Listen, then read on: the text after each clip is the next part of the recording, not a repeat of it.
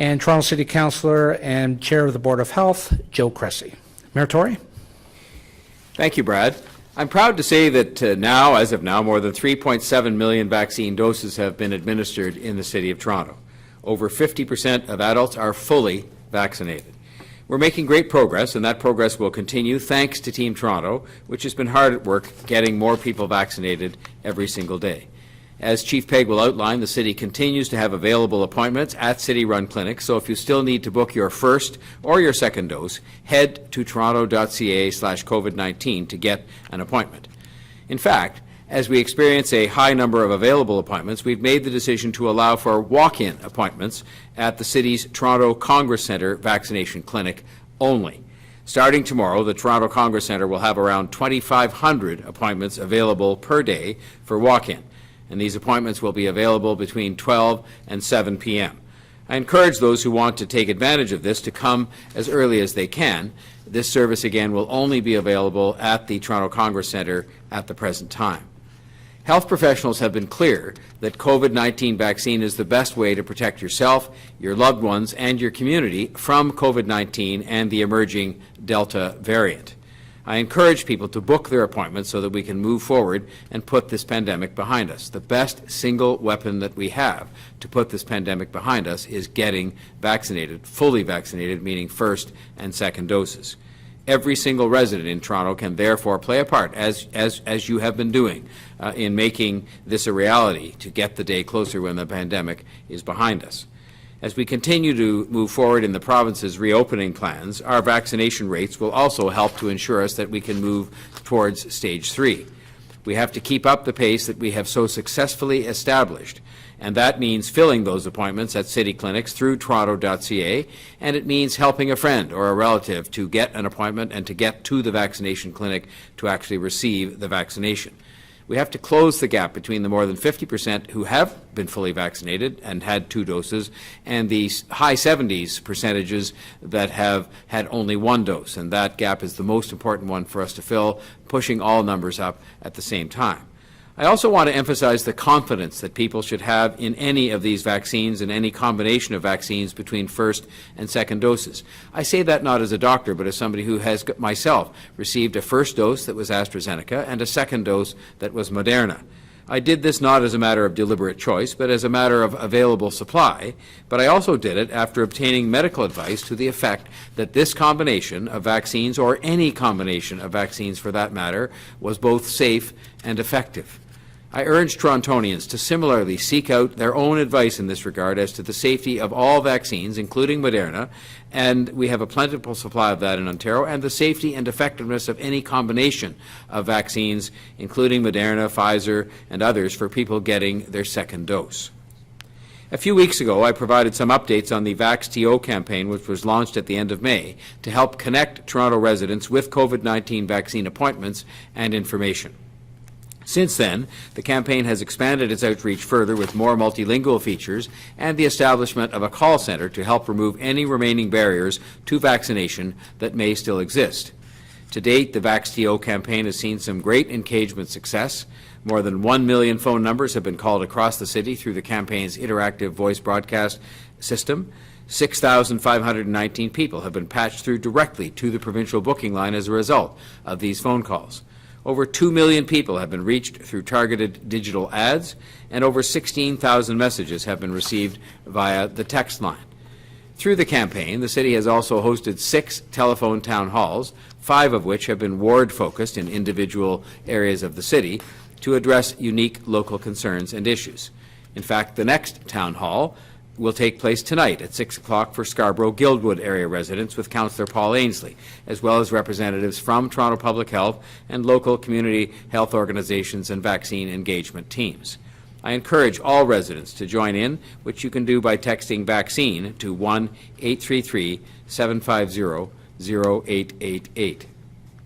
As we progress in our vaccine efforts, VaxTO will be of immense help in pushing us forward.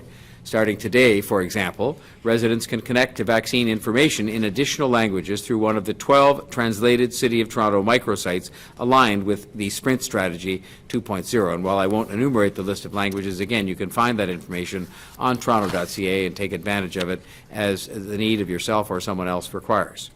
Providing access through these microsites will allow more residents to get the information they need in order to get arrangements made to have a vaccine administered. VaxTO is also expanding its multilingual social and digital advertising efforts through such platforms as WeChat, Reddit, Snapchat, Facebook, and Instagram to help us get to people in every corner of the city, wherever they get their information. And finally, a VaxTO call center is launching today, which will work alongside the vaccine engagement teams that are out in the field to connect with residents living in areas with lower vaccination rates. Call center staff will be calling up to 4,100 residents per week to help them book their first and second dose vaccine appointments.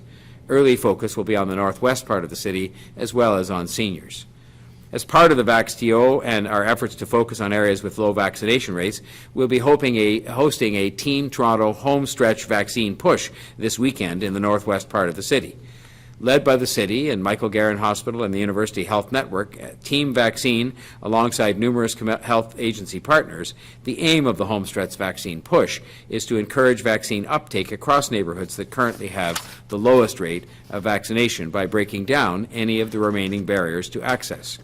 As I mentioned, we have over 77% of residents with their first dose already received and over 50% with their second dose. This is good, but it shows that more work needs to be done, both pushing both of those numbers up, in particular the 50% number to be pushed up and close the gap with the 77% number.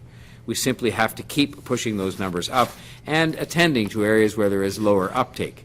Using neighborhood-level data, more than a dozen micro-focused clinics are being planned to take place across 6 priority neighborhoods, including Elms, Old Rexdale, Kingsview Village, the Westway, Mount Dennis, Mount Olive, Silverstone, Jamestown, Weston, Black Creek, Humber, and Englemount, Lawrence. For the Northwest, just to give you an example as to why we're putting on this concentrated effort, the vaccination rates for first dose is 59%. Again, to remind, that's compared with 77% citywide. And for second dose is only 36%, compared with over 50% citywide. So you can see the gap that exists there between the vaccination rates achieved and the rest of the city, and why we're focusing our efforts on that part of the city with this big push this weekend.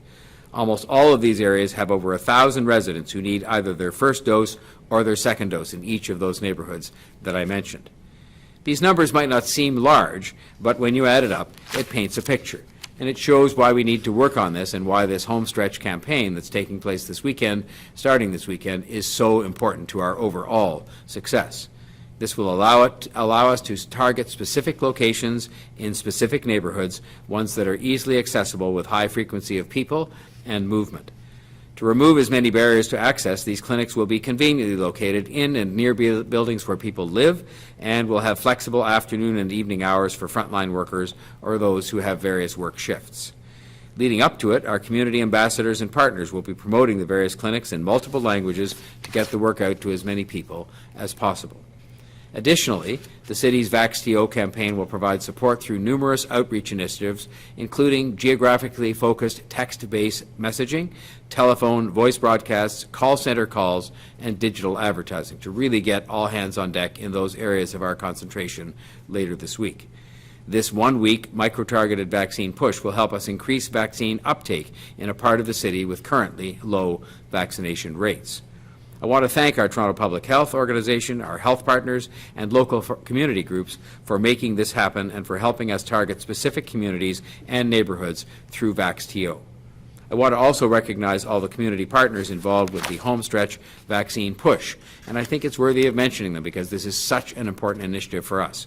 Rexdale Community Health Centre, Unison Health and Community Services, Rexdale Community Hub Partners, Rexdale Women's Centre, Rexdale Youth Mentorship, Delta Family Resource, and Albion Neighbourhood Services, as well as the Northwest Cluster, made up of 50-plus community agencies, including the Somali Canadian Association, the Ghanaian Canadian Association of Ontario, the Braeburn Neighbourhood Place, and Somali Women and Children. I am confident that initiatives like this and partnerships like the ones that I've mentioned will help us get further ahead in our efforts to get more people vaccinated.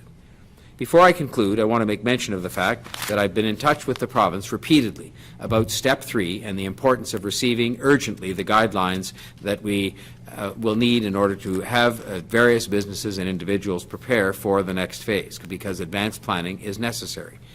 This clear guidance will help ensure that industries and businesses are prepared and ready to reopen whenever Step 3 arrives. This includes theater and music venues and other similar venues which are simply unable to do the advanced planning they have to do to put on a performance or offer a concert or provide work to artists who badly need that work without the information that's needed from the province. I know that they're very eager to get this information. This information simply has to come soon if we want to see these people back in business and back to work. These guidelines are past due.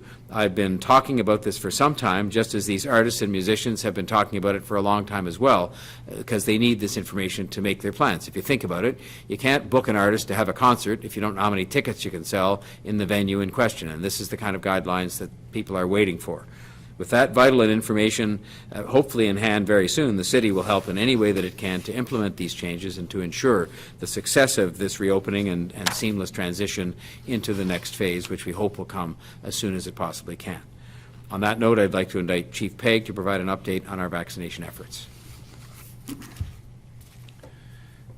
Thank you, Mayor Tory, and good afternoon.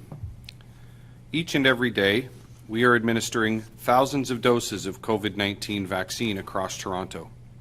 In fact, yesterday alone, more than 44,000 doses of vaccine were administered in Toronto across the network of city-operated clinics, Team Toronto partner clinics, pharmacies, and by primary care physicians. On a daily basis, approximately 10% of the doses administered are first doses of vaccine, with the remaining 90% being second doses.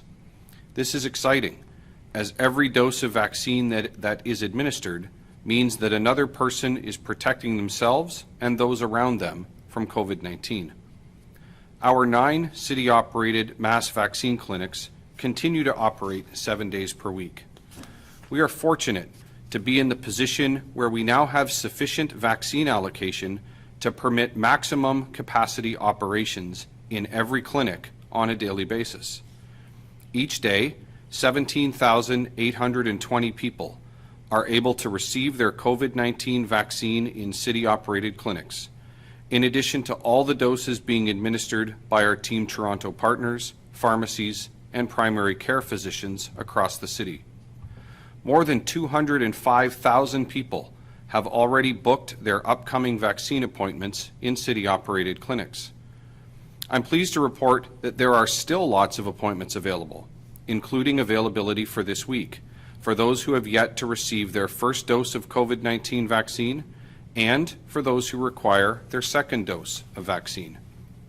If you received your first dose of either Pfizer or Moderna mRNA vaccine at least 28 days ago, or if you received your first dose of AstraZeneca at least 8 weeks ago, you are eligible to receive your second dose of vaccine now, and I encourage you to do so.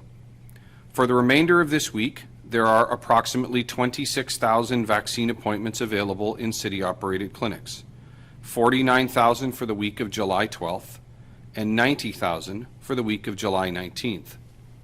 As more and more people are completing their COVID-19 vaccinations, and now that we have an excellent supply of vaccine to administer, we are taking the opportunity to further evolve our clinic operating model to make it even easier for people to be vaccinated.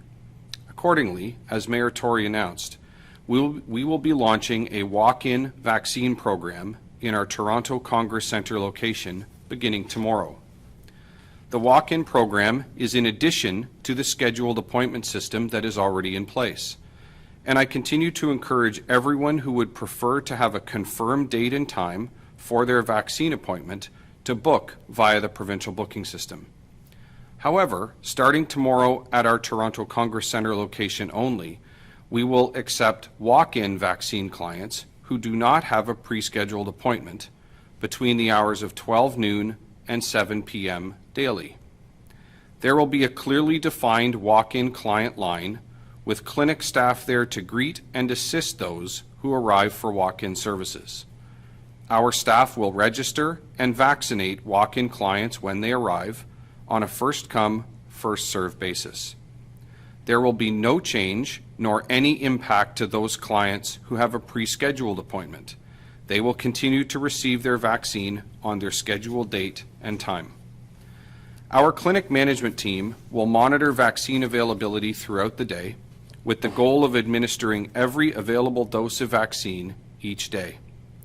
We will monitor and evaluate the effectiveness of this program over the next several days and will consider expanding walk-in services to include other city-operated clinics moving forward in accordance with individual clinic capacity and appointment availability. Based on current appointment availability, from Thursday through Sunday this week, there are more than 2,000 walk-in appointments available each of these days at the Toronto Congress Centre. We will provide the number of walk-in appointments available each day to Vaccine Hunters Canada, such that they can share this information with their social media followers.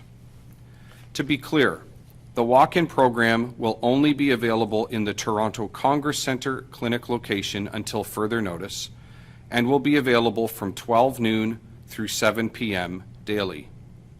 For information on the eligibility to receive vaccine and to book your appointment in a city-operated clinic, please visit toronto.ca/COVID-19. If you prefer to either book or reschedule your appointment by phone, you can do so by calling the provincial call centre at 1-833-943-3900. Please ensure that you cancel your appointment via the provincial booking system or the provincial call centre in the event that you will not be attending your scheduled appointment. I continue to encourage everyone to access our toronto.ca/COVID-19 website for the most current information on vaccines and COVID-19 response in Toronto. Thank you. I will now invite Dr. Davila to bring her remarks for this afternoon. Thank you, Chief Pegg, and good afternoon. Today, there are 27 new cases of COVID-19 in Toronto. 68 people are in hospital. 24 people are in the ICU. And I'm sorry to say there is one new death to report as a result of COVID-19. In my view, at this point in the pandemic, while we are less at the mercy of the COVID-19 virus, we aren't quite in total control of it either. What we have is the upper hand. The job now is to keep it. Doing that means closing the vaccination gap and individually remembering that with the Delta variant circulating, first dose is not full protection from COVID-19. This requires full vaccination, which takes 2 doses and then 2 weeks to let your body build up best protection. In terms of how we're doing on vaccination, the news is mostly very good. The group with the highest level of first dose vaccination is young people ages 18 to 24. They are almost 90% vaccinated with their first dose. They are approaching the 50% mark for second doses. This is amazing because in many other places, public health units are struggling to get young people to be vaccinated. So I particularly want to acknowledge and thank young people because they're stepping up as real leaders in all of this. And it's a terrific thing to see and a terrific example to everyone of all ages. You should be very proud of yourselves. I know that I'm proud of you. Still, there are a number of age groups where there's a big opportunity to close the vaccination gap. I'm a little concerned, for example, about people from age 35 through age 49 who are still in the low 70s in terms of the percentage of first doses delivered. Above and beyond age, overall, as you heard from the mayor, we have about 25% of the city that still hasn't received a first dose, and about 50% of people left to get a second dose and be fully vaccinated. Right now, the single biggest risk to your health is not being vaccinated. Both mRNA vaccines offer you equally strong protection and a safe pathway forward into life in reopening. We're at a point in the pandemic where Toronto is in two places at once. The progress in vaccination we've made is making a difference.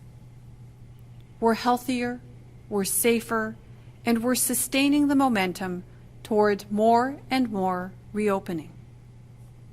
Still, there are a lot of people at risk because they haven't been vaccinated. To cement our progress and close the vaccination gap, we need people willing to roll up their sleeves to get fully vaccinated.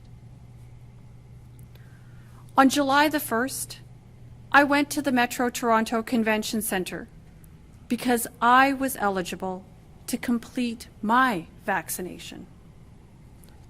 My second dose was the Moderna vaccine.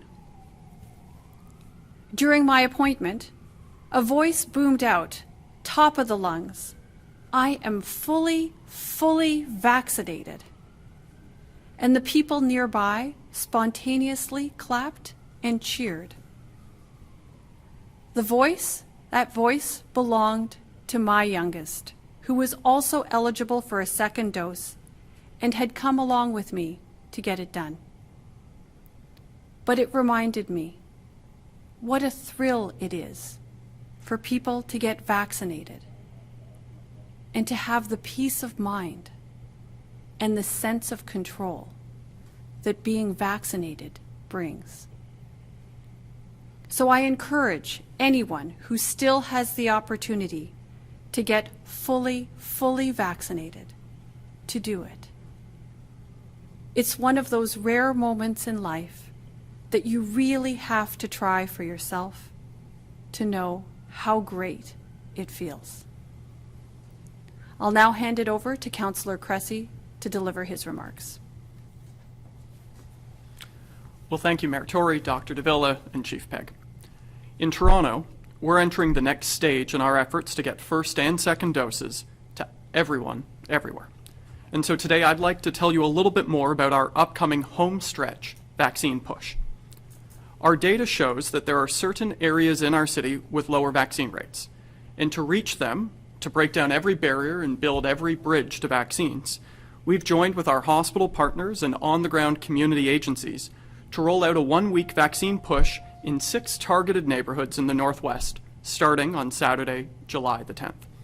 It's a comprehensive all-hands-on-deck approach, and one that we believe will set the stage for targeted neighborhood campaigns to come. So let me describe the model in 4 parts. First, we're using neighborhood-level data to pinpoint exact locations for hyper-local pop-up clinics. And so we're setting up clinics in the common rooms and parking lots of specific buildings where we know vaccine rates are low.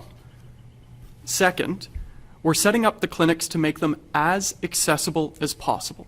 So for example, we're hosting multiple clinics in the same location and over different hours, including in the evening, in order to reach everyone, including and especially frontline workers. Third, community outreach, and outreach. In the days leading up to these clinics, on-the-ground community agencies and neighborhood ambassadors are going door to door and reaching out in multiple languages to promote the clinics, to answer questions, and to identify any barriers people may have. This is the equivalent of boots on the ground, but in this case, it's trusted local community leaders talking directly to their neighbors. And fourth, and finally, our VaxTO campaign will be reaching out directly to residents in these buildings and neighborhoods leading up to the clinics. As the Mayor mentioned, our VaxTO call center launches today to call residents directly. This is an old-fashioned phone bank employed to help end a 21st century pandemic. We're also rolling out, as part of VaxTO, targeted multilingual digital ads in 12 languages, which are connected to multilingual microsites, and these are rolling out starting today online, again, targeted into these neighborhoods where people live. And so, in many ways, this home stretch vaccine push Well, it's similar to the polio vaccine campaigns of the 1950s. Those campaigns went building by building to get people vaccinated. Same here. This approach is also similar to an election, something that I've been a part of. Only in this case, instead of multiple polling stations, we have multiple clinics. And instead of door knocking and phone banking to ask for your vote, we're canvassing and calling residents to answer their questions and to help them access a clinic. And so this week-long homestretch vaccine push, it is a team effort. It's Team Toronto, our hospital partners, Toronto Public Health in the city, community agencies, neighborhood ambassadors, everyone is involved.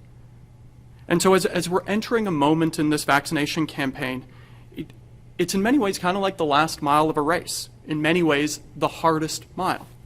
It will take all of us, all Team Toronto partners and every resident in our city to get to the finish line. So let's just keep pushing, let's keep working, and let's do everything we can to get Toronto vaccinated. With that, I'll turn it over to Brad Ross and we can open it up for questions. Thank you very much, Councillor. We will go now to questions. Just a reminder to please unmute yourself, and we'll go first to Brian Passafume from the Toronto Sun. Go ahead, Brian. Yeah, good afternoon, everybody. First question is, guessing for either the Mayor or Dr. Davila. As you're aware, Ontario remains one of the few places in North America still under strict COVID-19 rules.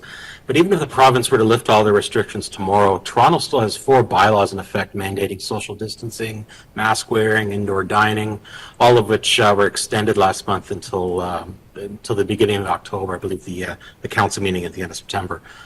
With cases falling in the city's near daily pronouncements about hitting vaccination milestones, has there been any appetite to revisit this, perhaps look at ending things a little sooner, or at least go in lockstep with whatever the province decides? Well, I'll start off. We're taking our lead very much from what the province does, and I will say that I'm part of a group of mayors. I chair these meetings each week of the mayors and chairs from this entire region who have agreed that while we would love to see numbers and circumstances that could cause the province to look at opening up some of these indoor activities sooner, that we understand there's a plan in place, we understand there's a reason for it, which has to do not just with levels of vaccination and so on, but also with the effective period. In other words, after you get vaccinated, it's not fully effective for a couple of weeks after that. So having said all that, we are monitoring all these things all the time. I am in discussions with everybody in the provincial government up to and including the Premier on basically a daily basis about these things. And I think all of us, him, me, everybody else, want to see as many things open as soon as possible, but safely done. And so in that sense, the same is true of our bylaws. It's not possible for us in the same fashion to review those every day with a view to just deciding they could be lifted without the City Council having a meeting, but that we're looking at these things all the time. And if it was necessary or appropriate for us to take some steps, including even calling a special council meeting in order to do something that seemed urgent in that regard, of course we would do it. But I think the important thing for the moment that we've been really focused on is getting people vaccinated so that we can get to that stage where it isn't, say, a gap between 50% of people that have had the full vaccination and close to 80% that have had the first dose, but rather we get to the point where, you know, we have high numbers for both the first and second doses, and that's the kind of threshold when we can feel entirely confident about opening up even more than stage 3 will permit.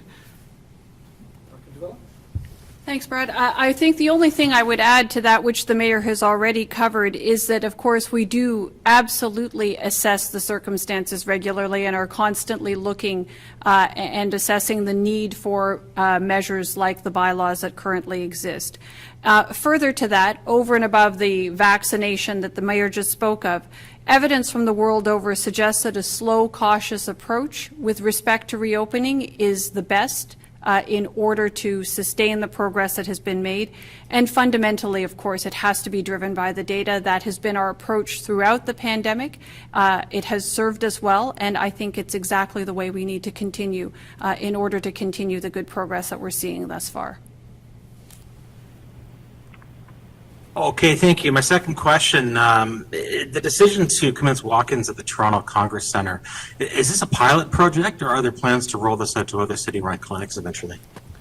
Chief? Hi, good afternoon, Brian. It is a pilot program of sorts, and what I mean by that is we're opening in the Toronto Congress Centre beginning tomorrow. We'll monitor that very carefully over the next number of days. I have every confidence that it will be a successful program. We have the processes in place to monitor appointment availability and, of course, vaccine availability on a daily basis. So we're connecting those things, making the walk-ins available initially at Toronto Congress Centre, and certainly prepared to look at expanding that into other clinics. We just need to be sensitive and cognizant of the fact that we have quite a diverse clinic model across the city. In the 9 city-operated clinics, we have clinics of different sizes, different capacities. So those things need to be factored in. We'll do that, and certainly those are conversations that early next week our immunization task force will be looking at the outcome and the successes of what's transpired over the end of this week, and if there's an opportunity to expand it, we absolutely will. Thank you. We'll go next to Lorenda Redicott from CBC News. Lorenda? Hi there, everyone. Following up on that question about the potential for step 3 reopening earlier, we heard from the mayor of Brampton earlier, and he said that he'd be comfortable with it potentially happening more than a week ahead of schedule. Mayor Tory and Dr. Davila, what are your thoughts on that? Could it be earlier than it is currently scheduled for? Well, I will start, and again, I'm sure Dr. Villa will add as she wishes. When we had the meeting of all the mayors and chairs for this region, we said in a statement we issued this past Monday that we would certainly be receptive to any possibility that the numbers and other prevailing circumstances presented for the medical officer of health for the province to advise the government that it was possible for us to open earlier, and that we were very receptive to that, especially as regards, say, even some of the indoor activities like indoor swimming pools, some indoor recreation, that kind of thing. But we've also made it clear, I think, repeatedly, that first of all, we're trying to maintain unity as a group on that, because we believe that that kind of opening and closing should be regional, but also make sure that we leave the province with the latitude to make that decision based on the numbers and based on all of the prevailing circumstances. And so, again, I repeat, I, as the Mayor of Toronto, together I think with all the other mayors and chairs, would like to see as many things open as soon as possible, but we want to see it done safely and cautiously, and that's what we all agreed, that we would maintain that position, but have the province know, and I've had communication with the Premier on this, that if circumstances permitted an open earlier situation, then of course we would be content with that if the numbers permitted that. So, Lorenda, I think the only thing I can add further, again, to what the mayor has said is that he's spoken about the need for a safe and a cautious approach. That certainly is in keeping with the evidence that we see from around the world, the experiences of jurisdictions that are a little bit ahead of us in their pandemic journey, as it were.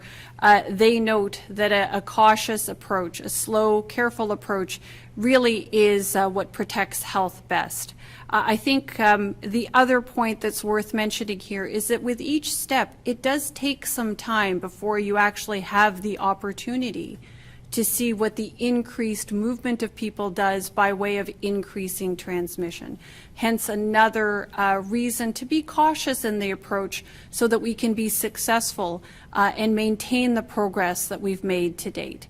That, in addition to ensuring that vaccination is provided to the greatest extent possible, getting those coverage rates up as high as possible, along with a cautious approach that's driven by evidence and data. I think these are the elements for the recipe to success in terms of getting out of the pandemic safely.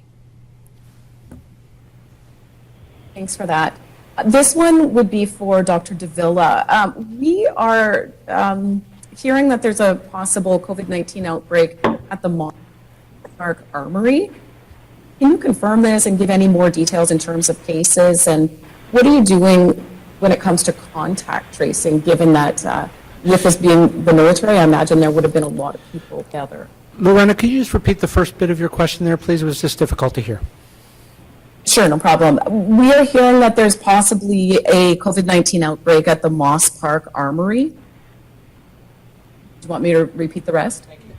No, that was the part I didn't hear. Thank you, Lorenda. So I'm not familiar with that particular circumstance, so I'm afraid I can't comment on that. Happy to follow up offline, though. Okay, thank you, Dr. Davila. Thank you, Lorenda. We'll go next to Mark Douglas from 680 News. Mark? Thanks, Brad. Question for Dr. Davila first. So the Ontario government today was reporting 0 new deaths. You are reporting 1 new COVID death.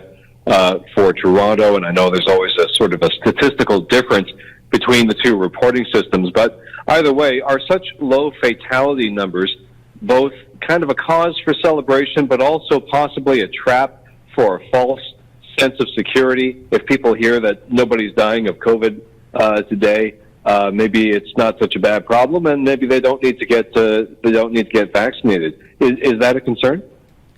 Well, I think that for people to get complacent around COVID is certainly a concern. So I would encourage people to stay vigilant and to recognize that, you know, this virus is still wreaking havoc in many, many parts around the world. And to the extent that it continues to transmit around the world, it allows for that opportunity for new variants of concern to emerge that are potentially either more transmissible or may be able to elude vaccine or may cause more significant illness. So I would encourage people to stay vigilant, to recognize that any success that we've had to date has been due in large part to our vaccination efforts and their participation in vaccination campaigns. So as I mentioned in my remarks, I would strongly recommend to people who have not yet taken the opportunity to have the protective benefit of vaccines provided to them to go out, get that vaccine, and I can promise them that it will feel, it is a great feeling to have that sense of control and that sense of protection that vaccine provides, and it's a well-founded sense of protection. Thank you. And Dr. Davila, a follow-up question then for yourself. Again, has the Lambda variant been detected in Toronto, and how concerned should people of the city be about that particular variant? Well, it's interesting, you know, we were just talking about variants and the concern that they present to us as a global community. I think that's why when you hear about vaccination efforts, yes, of course, first and foremost, we're concerned around vaccination efforts here in our own city. But I think as members of what is truly a global community, we do need to be concerned about vaccination the world over, because we are so mobile. There is so much movement from one country to the next that we know that if we're not protected well, you know, as far as the country might be from here, from our home, we know that none of us is protected if we aren't all protected. So I have not heard specific news of Lambda variant here. That being said, given the nature of the way people move around the world, I won't be surprised that we're in a very global cosmopolitan city here in Toronto, one of our many, many benefits. But again, it just speaks to the need for vaccination. And once again, I would urge Torontonians who have not yet taken part in vaccination to do so. It is truly the best way to protect yourself, the best way to protect our city, and the best way to get us to the other side of this pandemic. All right, thank you. We'll go next to Jennifer Pagliaro from the Toronto Star. Jen, go ahead, please. Good afternoon, everyone. My first question was for Chief Pegg. I wondered about the future of the megasites. I know obviously you're talking about walk-ins at the Congress Center and monitoring whether there's uptake on those appointments. But just given the city's more targeted strategy in the Northwest and hopefully other parts of the city, whether those large sites will be you believe still in operation through the fall, and if not, if there's some better use for those vaccines and those bodies, resources you have to perhaps help with the more targeted strategy. Thanks, Jennifer, and good afternoon. So those are conversations and analysis that are ongoing pretty much every day and have been throughout the course of operations. So our immunization task force is looking live time on a day-to-day basis at what is happening across the entire network of our 9 city-operated clinics, and then, of course, looking forward into projections against vaccine availability. Of course, the information coming directly from Dr. Davila and the Toronto Public Health team with respect to all sorts of medical data, that all of that gets overlaid and, of course, gets analyzed and you know, rolled up, if you will, and brought forward to our immunization task force. So the go-forward look at this point in time, we don't have any plans at this point to adjust or alter our service delivery model in the city-operated clinics. But having said that, as we announced, as Mayor Tory announced, and we spoke about just at this press conference, we are again evolving and enhancing our clinic operating model to now include the launch of walk-in service. We'll watch that very closely and evaluate the effectiveness of that. And if, of course, that proves to be successful, which I have every confidence that it will, that may give us an opportunity to expand that into the other clinics. On a go-forward basis from there, ultimately the decision to adjust or alter and at some point in time to shut down, to begin the scale down and shutdown of clinics, is actually a medical decision. So those are decisions that would come under the authority of Dr. Davila and with the direct advice and guidance of the Toronto Public Health team from a medical oversight perspective. Our teams are in place. We have already built the demobilization plans for the eventuality of clinic shutdowns. So as far as the precursor work and the proactive work, if you will, to make sure that we're ready to do that when the time comes, that work's already done and is certainly continuing to be evolved and updated. The actual decision as to when mass immunization clinics will no longer be required or when we should transition to a different model will come at the advice of Dr. Davila and her team. Councillor Cressy?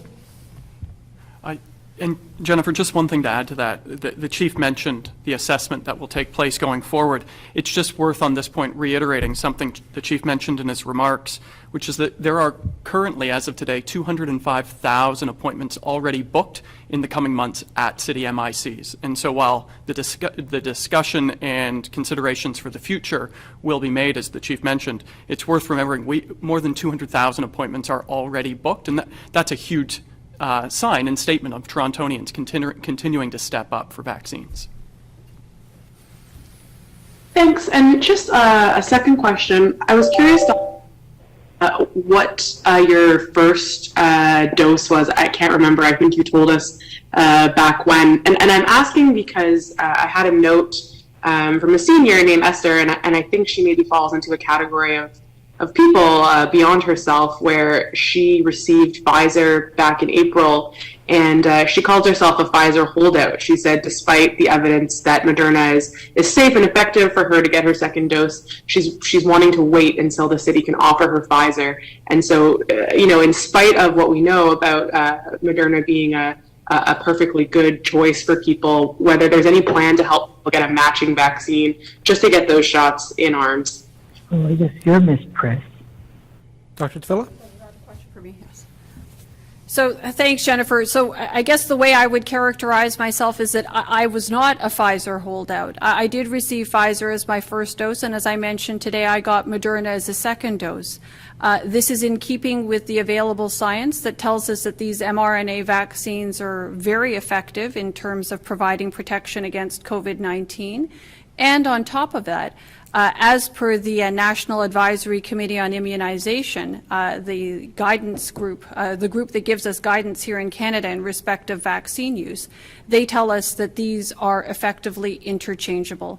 Hence, I felt quite comfortable taking Moderna as a second dose, and I'm happy to say that I've gotten that second dose of vaccine and am well on my way to getting that full protection provided by the vaccine. So I would say this. I recognize that there are people who are interested in receiving a particular kind of vaccine. You know, the science suggests that what you need to do is get full protection. And I would encourage people still to get that vaccine dose as soon as they can, to get that first dose, and then in the appropriate time, get that second dose as soon as possible. In order to experience the benefit of best protection that's provided by 2 doses. And, to my mind, I didn't see any issue in keeping with the best available science.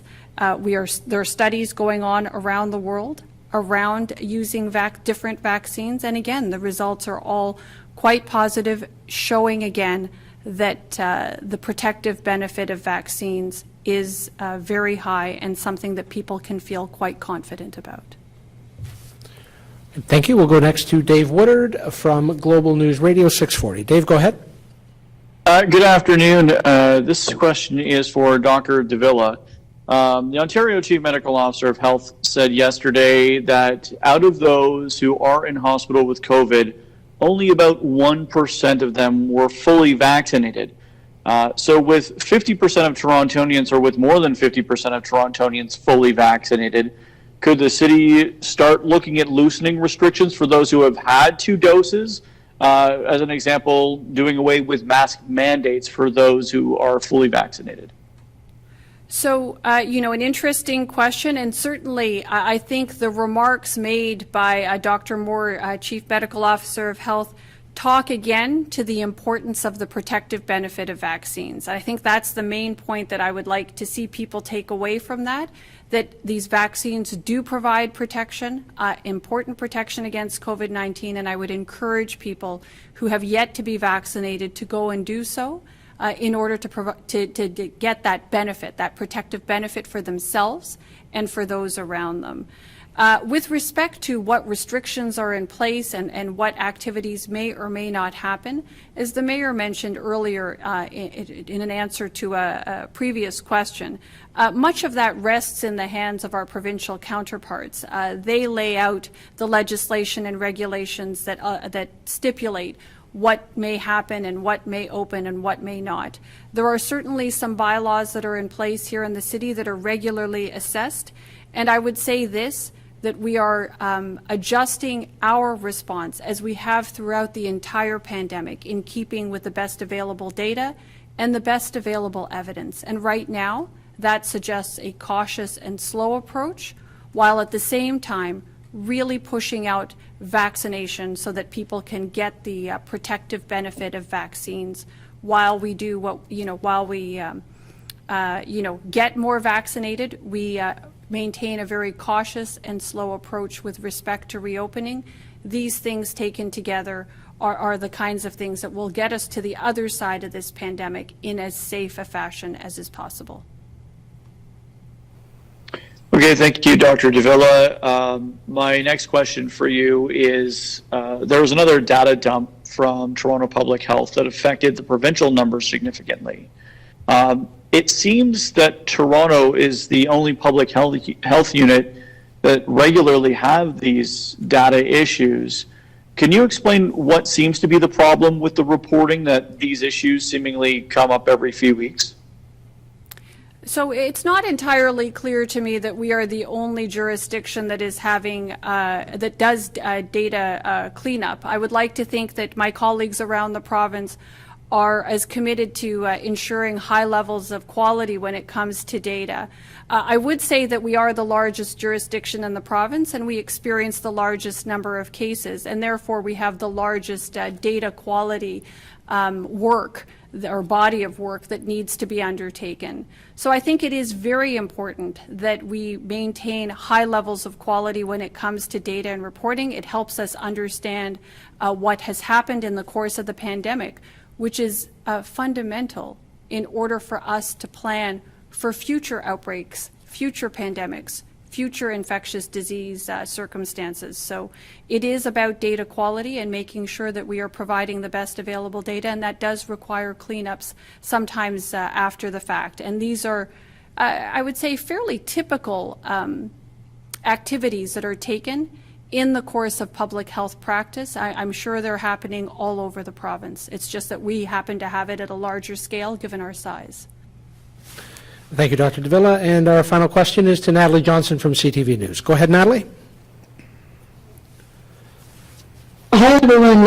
Obviously, the northwest corner of the city is focused right now on your vaccination push. Do you have any insight as to why these particular neighborhoods in that part of Toronto are under-vaccinated compared to others? So Natalie, why don't I start, and we'll see whether any of my colleagues have anything further to add. I think there are a number of reasons that are involved when it comes to a certain reluctance or not taking up vaccine. Let's call it that. That's probably more appropriate. Access is one. We heard from a number of people that getting time in the day when you're, busy with jobs that are at odd hours, it's not always easy to get to vaccine clinics. So certainly having access, having the vaccine clinic available at different hours, close to home, that don't require a lot of travel, that's one thing that is certainly an issue. I think that there has also been some historical mistrust of healthcare, and I think we have to be very honest and candid about that. That is certainly something that we've heard from our community of partners out there, that the experiences with healthcare have not always been positive for many members of this community. Hence, there is a little bit of a hesitancy, if you will, in terms of trusting information that's coming forth from healthcare providers just because of historical issues in the past. These are the kinds of things that are really important bits of information that we get when we engage with community leaders who are part of the community, who are steeped in that community and have a deep trust. And that's why we're relying on those community partners to help deliver the message that this is in fact a protective service that's being provided. It is a therapeutic and valuable protective intervention that is good for health at an individual level, but also good for community health as well. I think the Mayor wanted to add something. Yeah, well, I would just say we discover all kinds of issues that perhaps are unintentional barriers that stand in the way of some people in some of those neighborhoods getting vaccinated. There's language. There can be language. There's information where there may be not as much that came to the attention of people. There is access, which relates both to geography and also to time. And we've tried to accommodate each of these things. There's a mobility issue, and then there's trust. And so every one of those things we've tried to deal with in terms of the effort that we're going to be making throughout, and also we'll be making this weekend. Language, by having more information in more languages. Trust, by having people who are trusted locally and known to the local residents that are the ones that are promoting and attending at the vaccine clinics. Location, geography, to make it easier for people right in some of their buildings or right in the adjacent buildings to where they live. And this is all meant to take these barriers that sometimes are unintentionally in place and take those down so that people will find it easy to get to vaccines.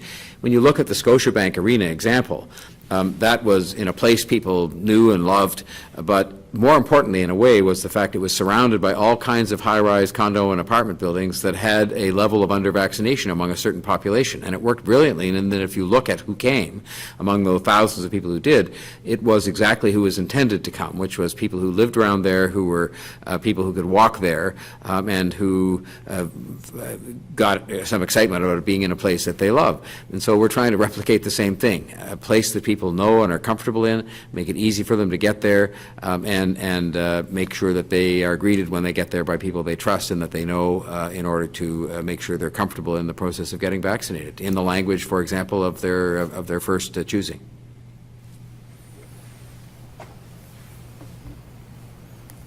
Thank you. Is it fair to say that you're launching this homestretch initiative because you feel like first dose vaccinations are hitting a plateau at this point? Is that a fair assessment?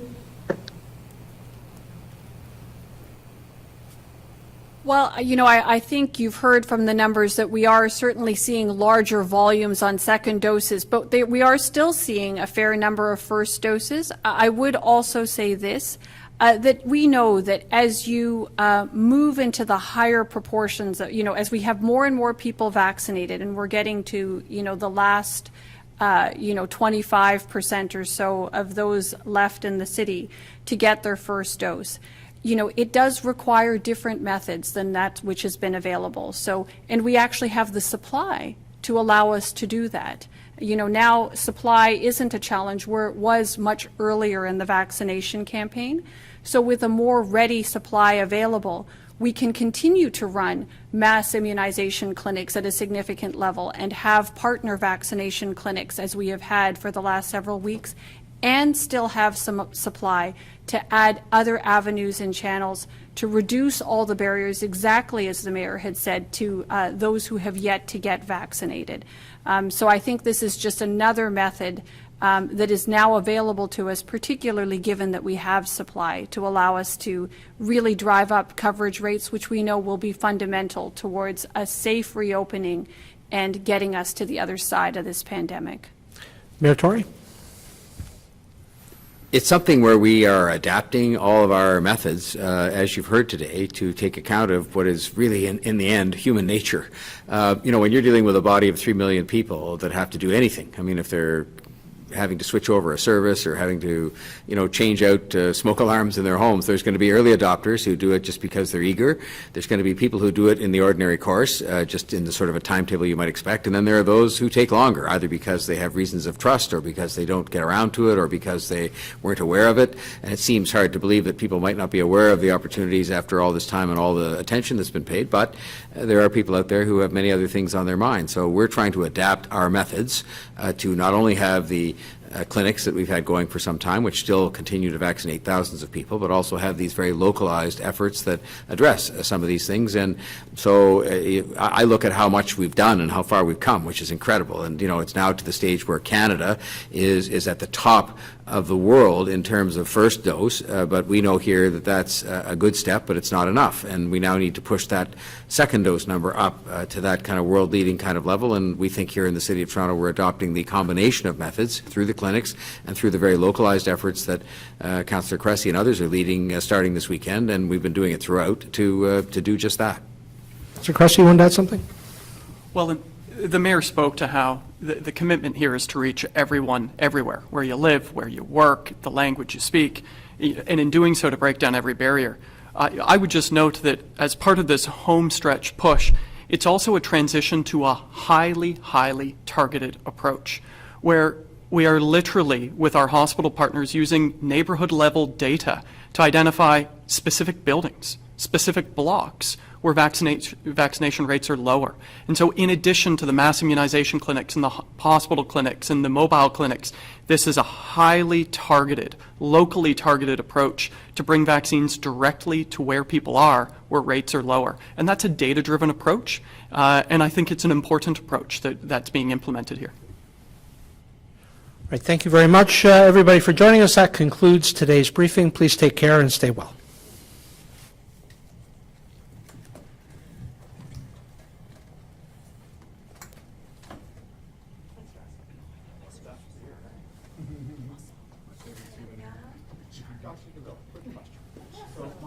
Kids got their first shot on the 25th. Of June. So how long did they have to wait before they can get their second shot? 21 days. 8 weeks? 8 weeks still? So 8 weeks from the 25th is when? Yeah, that's okay. They're still separating out the doses. Okay, sounds good. Sounds good. I got my second one last week. I'm fully vaccinated myself. Yeah. So next week is in the protocol. I just want to make sure I have that right. Make sure that they can get access. Yeah, because initially the second appointment was in October. Yeah, we will. I will be. Yes. So, was originally. Okay. okay. Okay, I'm coming down now. Now it's